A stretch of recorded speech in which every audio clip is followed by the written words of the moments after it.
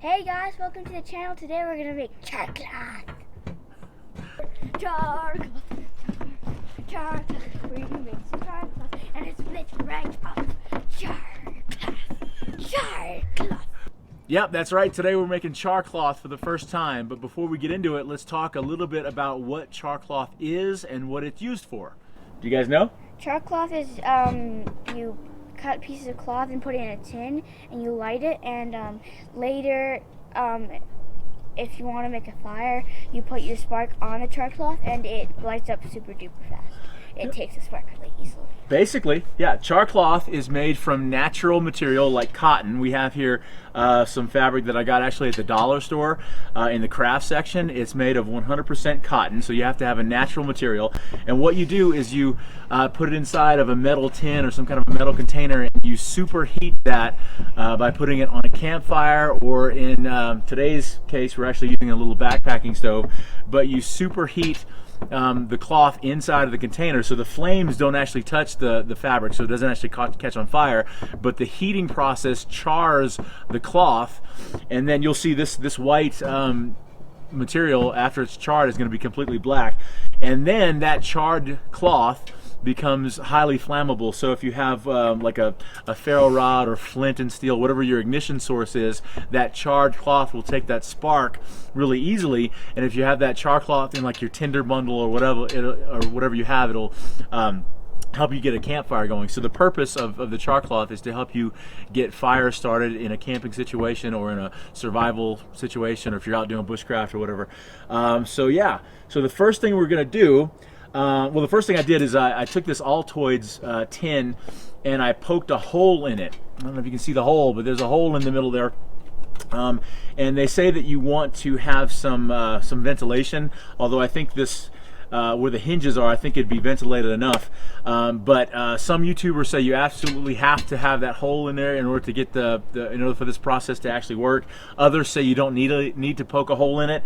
I saw one video where a guy I think successfully demonstrated that you don't really need to poke a hole in it, and he still made charcloth in a completely airtight canister. But we poked a hole in it.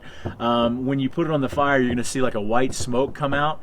And when the smoke, when it stops smoking, that means the charcloth is done. It's ready. So first I'm going to do is going to take this cloth, and my daughter's going to cut it into little strips about a little smaller than the size of the inside of this tin. How do you open this? Choose your weapon.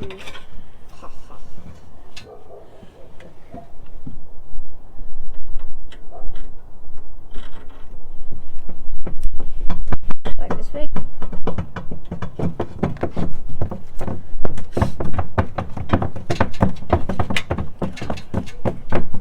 There's our first piece. I think you can go a little bit bigger than that. We can fit more in there. We'll put maybe like 4 or 5 pieces of fabric in there. I don't think you want to load too much in there.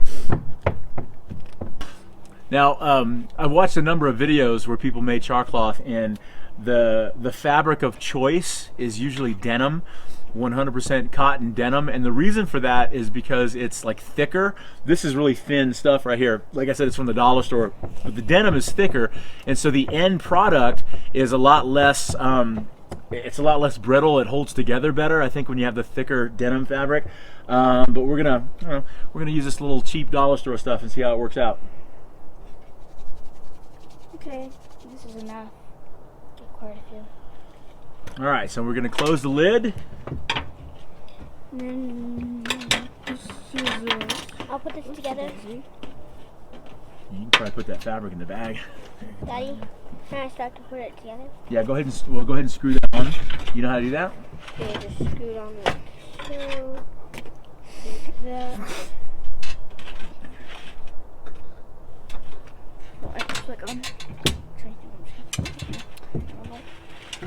All right, get it nice and tight, buddy. Okay, now you twirl these things around. No, yeah, so you want to open it, you want to spread them out. I think that's good right there. Let me make sure you got it on nice and tight. Okay, now go ahead and put that on top. I'm gonna put this over here closer to the camera, and I'm gonna open the gas here.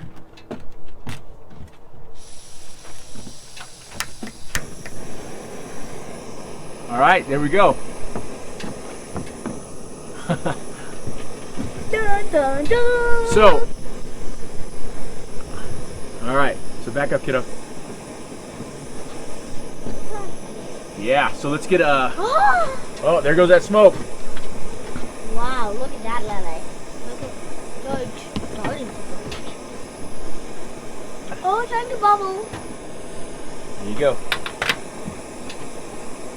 So I think this whole process, I think the whole process takes about 15 minutes or so, is what I've heard.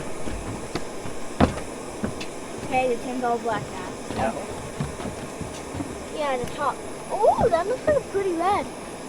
That's a pretty red now. All right, so we turned the stove off. It stopped smoking a while back, so we think it might be done. Although in the videos I've watched, it takes like 10 or 15 minutes to get this done, and usually when it stops smoking, it's ready.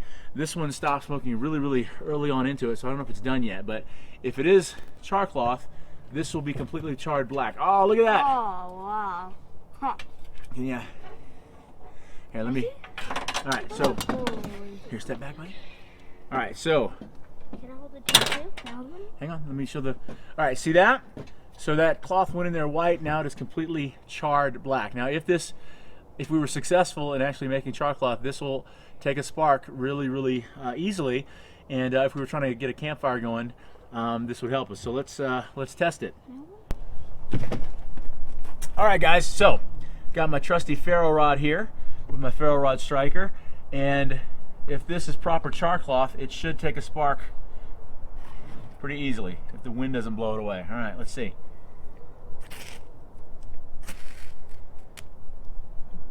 Oh, there we go. It's smoldering. Come get a closer with that. See, it took that spark and it's smoldering. Now, if I had that in a tinder bundle, I could blow that into flame and get our little campfire going.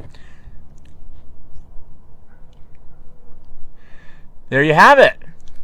Our first successful attempt at making charcloth. So, all right, that's how you make charcloth. Well done, yes. So that is how you make charcloth. It's as easy as that. Thanks for watching.